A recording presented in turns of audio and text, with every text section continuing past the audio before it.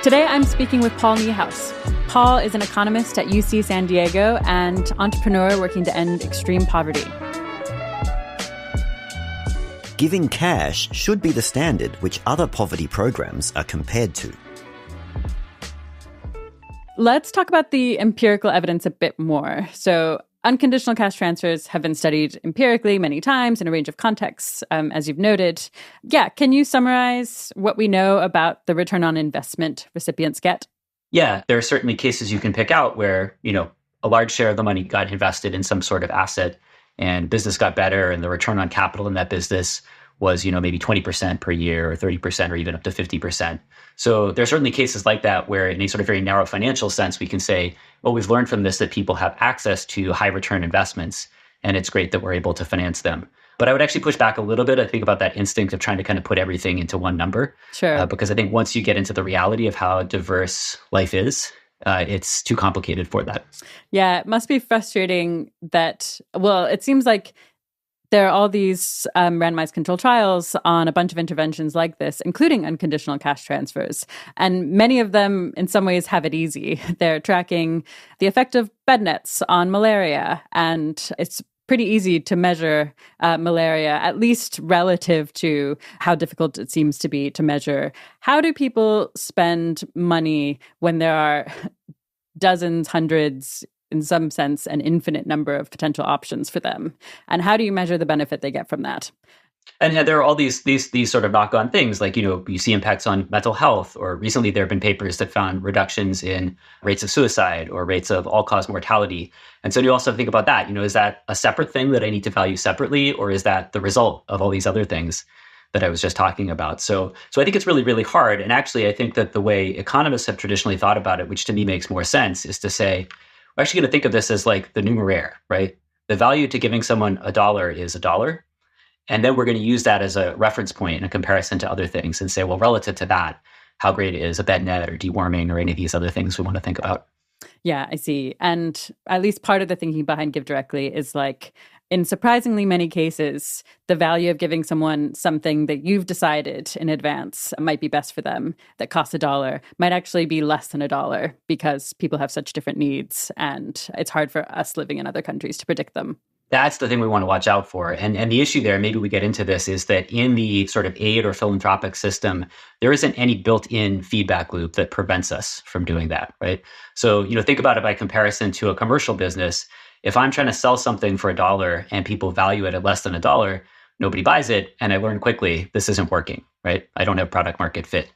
In the philanthropic world, if it costs you $1 to produce something and people value it at less than $1, they're going to say, oh, thank you. This is better than nothing. And so you don't get that feedback loop of people telling you, hey, there's something better that you could have done with your money. So we have to be very intentional about building that in. Why cash dramatically overperformed a USAID unemployment program. I guess I'm still inclined to be surprised and impressed. Given that this is like a best-in-class program, it's like the best way USAID knows how to improve underemployment, and still giving cash directly is better. What is it about the way the sausage gets made that makes this not super surprising to people working on this on the ground?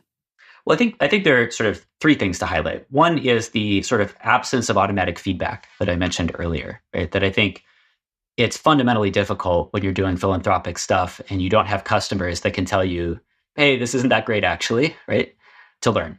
Two is all of the complexity that comes with being a big multinational bureaucratic organization, right? And that's obviously not unique to USAID or to any big organization, but there's all sorts of stuff and baggage in terms of decision-making that comes with that.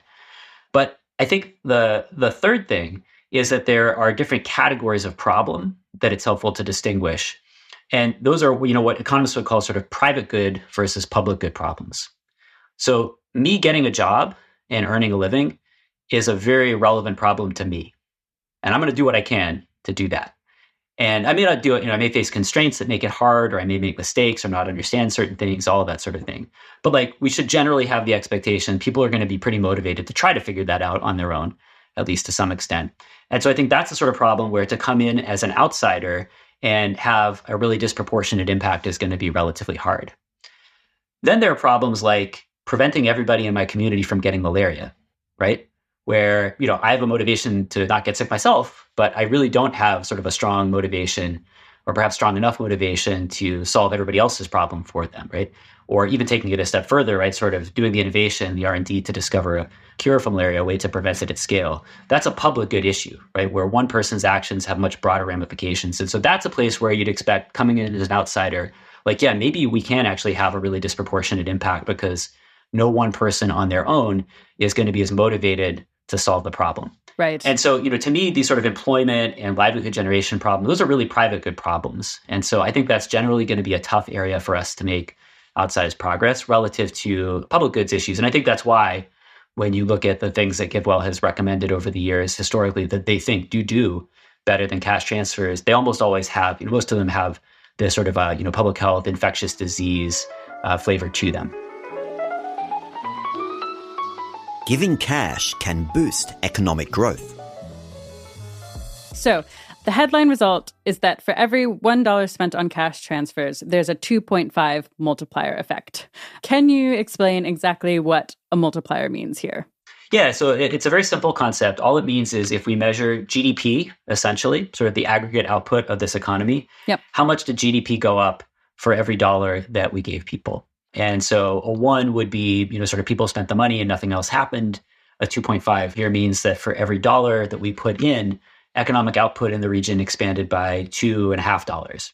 Okay. And again, I studied a bit of economics, but not loads of economics. So it's basically, if I try to make it really concrete, it's like you give someone $1 and the fact that they then spend that dollar ends up somehow generating $2.5 in the economy because of something like it enables someone to do a bit more work, which then allows them to, I guess, create more goods, and those goods have value and are purchased. And over time, you get basically $2.50 of extra value. Is that the basic thing? That's the basic thing, yeah. Okay, great. I understand what a multiplier is. Can you help me make intuitive the number 2.5? Is that really big? Is that moderate? I guess I just don't have a good reference class for like how quickly economies grow and whether this is like an impressive result or not. Yeah, I think there are probably two ways to think about that. One is relative to other estimates of the multiplier effects, sort of public spending or stimulus spending.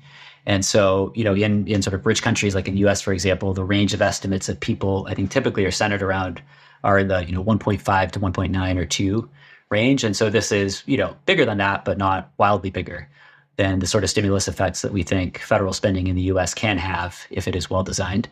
The other way to think about it is just, as a donor, I suppose, like if you're thinking about the consequences of this, then if you buy the analysis, then you think that in this setting, a dollar had sort of 2.5 the impacts that you thought it would have had otherwise, right? Without taking that into account. Fraud in the DRC. Let's talk about what happened in the Democratic Republic of the Congo, which is GiveDirectly's biggest fraud case to date. Can you give just the kind of basic outline?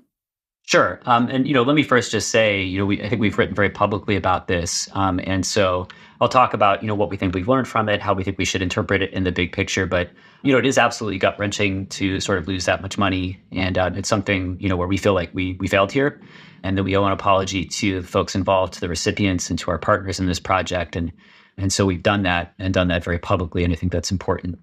In terms of what it means for the mission and the model overall, we feel like there are things we have to learn and adjust. It's going to be about, less than 1% of all the money that we delivered in 2022.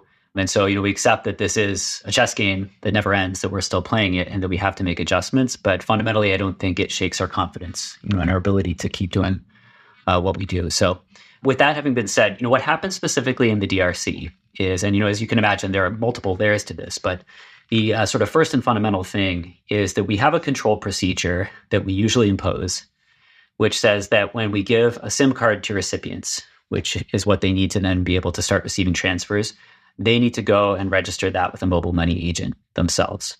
And so that's an important piece of our control process. And we made an exception to that in the DRC because the DRC is a tough place to work. And we thought this would have meant long travel and potentially some risks for recipients. And so we decided to give our field staff permission to register those SIM cards themselves in the name of the recipients and then distribute them.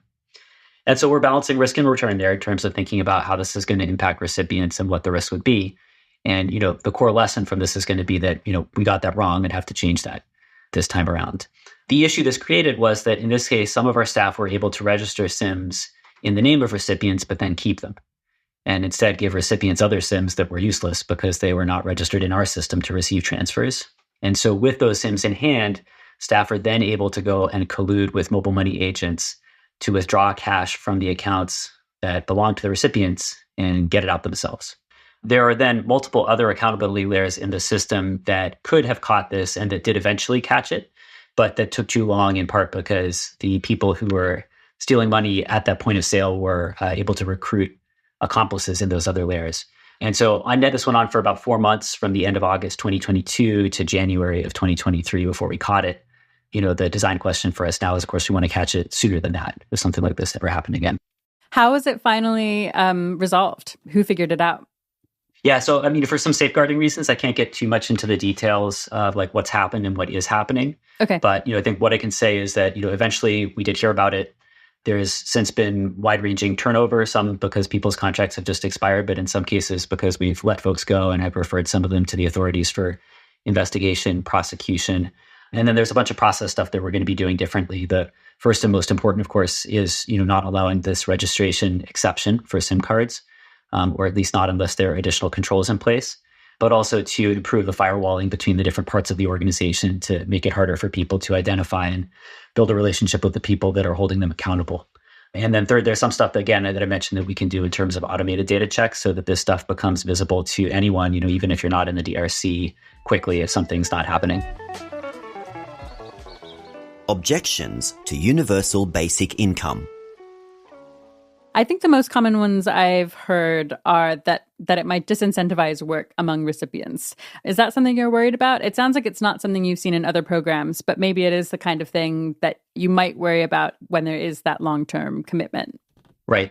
So I think disincentivize is in fact not quite the right concept, in the sense that there are programs where your eligibility for benefits tapers out as you get better off, right? Like the EITC in the US, for example, there's a phase out where if you're earning above a certain level, you no longer get it. And so there's a very mechanical disincentive to earn more there. And that's not what we're talking about with UBI, because the whole idea is that it is unconditional on anything. It's like, no matter what, you're going to get this money, right? Right. So I think what people actually have in mind here is not like an incentive per se, but more that, maybe you're just less motivated if some of your basic needs are already met to go out and earn more. So it's more of a sort of impact that income or wealth has on your personal motivation, which is a somewhat different thing. And that's also very important because, I think the data also say that those sorts of income effects are actually probably very different in different contexts.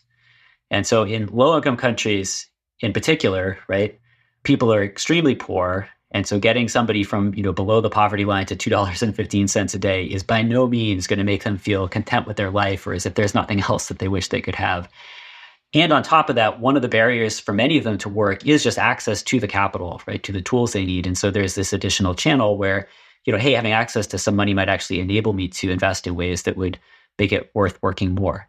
And so what we've actually seen in the data on most cash transfer programs in low-income countries has been, either not much change in how much people work or a bit of an increase, which is contrary, I think, to what a lot of people expected or were worried about. Cool. Yeah, I do feel persuaded in particular about this. If you're taking someone just slightly above the poverty line, that feels pretty different to, giving them some high monthly allowance. That means they can not only meet all of their basic needs, but have all the luxuries they want. So yeah, I can see how someone just meeting their basic needs would not necessarily be discouraged from doing other types of productive work. But I guess before we move on and talk more about the study, I'm curious if you have a guess at what the best objection to UBI is. I think it depends a bit on where we're talking about. So in rich countries, if you do the math on something like UBI, it's very, very expensive. And I think that in rich countries, we have the administrative machinery to target benefits to people who are, disabled or who have hit some kind of shock, health insurance, things like that, in ways that poorer countries have less capacity to do. And so I think it's, if you do the sort of technocratic math, it's not as clear to me in some of the richer countries that this would be the best way to spend a dollar to help people living in extreme poverty. In poorer countries, it may be that some degree of targeting or means testing or something like that is a good idea, but the capacity to do that is more limited. And so I think there's a stronger case for, maybe it's not universal everywhere, but sort of large regions, for example, everybody getting some degree of basic income, something like that. But I think the other thing to emphasize is that I don't think that UBI is fundamentally a sort of technocratic idea, right? It's not like someone sat down and wrote out the optimization problem of how can we do the most good for the world, and UBI popped out as the solution to that, sort of with a given budget. It's more like this would be a different politics and a different ethics of what we think a just society might look like, and something that people might be willing to get behind, and therefore to spend or to give more than they would otherwise. And so in some sense, I think that's the real question about UBI, and it's not one that experimental evidence of impact is going to directly answer, although it could contribute to some extent. Right. Okay, and so that politics thing is, the idea there is basically, currently we're not thinking of these basic needs as a universal right, the way we think of other things. Like, it seems like most people in most countries agree that no one should be able to physically harm you. That's a right you have. And here, I guess another example is like, some countries think healthcare is a universal right. Others don't. But UBI is basically saying if people can get behind the idea that people have the basic right to have their basic needs met. And the way of kind of operationalizing that is giving people enough resources to get at least those very basic needs met. Is that the basic idea? Am I getting that right? That's it. I mean, and so look at sort of how political communication works, right? Nobody gets up and says, hey, great news, I have this complicated plan. We really thought it through carefully. It's got these 5 different parts. Healthcare is going to work this way, all this stuff. This is a great vision for what a fair society is going to look like. It just doesn't work that way. But potentially you could say, I have this vision, which is that everybody should get enough to meet their basic needs. And people might support that and be willing to get behind that. And so the idea that this might be a politically viable narrative, even if it's not dollar for dollar the sort of absolutely ideal, optimal way to allocate a given budget, I think that's very much an important part of the question about UBI.